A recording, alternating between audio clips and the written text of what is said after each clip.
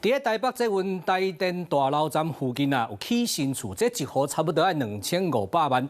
但是最近呢，要大用户发现这一楼的大门一撒开，就挡掉这逃生的通路。大厅甲其他公共空间所使用的材料拢是无防火。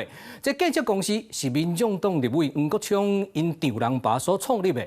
针对这个用户的埋怨黄国昌就表示伊完全拢唔知，有啥物问题一切依法办理是2次施工，它应该就是后来要什么管线。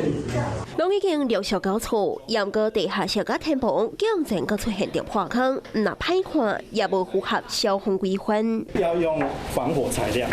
天棚本来应该爱用防火的建材，严格做好也指控偷工减料。应该要有1个小时的防火时效的墙面。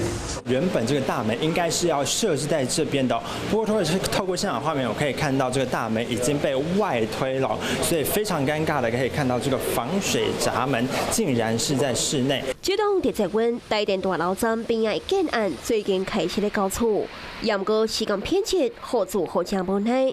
18甲建商开会，想要反映这个情形，严格听住户咧讲，建商态度恶劣。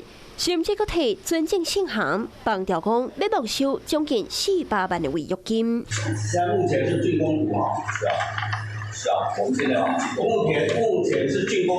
你有看到黑衣人吗？有啊，我当天有看到，他把他拖出去了。理事长吗？对啊，他不准他说话。照看也讹出这间建案背后的公司兴合建设，是黄国昌的丈人所创立。现在要当所长，都是黄国昌的大舅啊。没有，我觉得就毫无所惜了，一切依法办理了。兴合建设暂时无回应，但看所有的建商甲住户，敢会当协调出一个解决方式。Hello， 我是林仙怡。想要抢先掌握最及时的新闻资讯吗？赶快订阅、按赞、开启小铃铛，锁定华视新闻 YouTube 频道。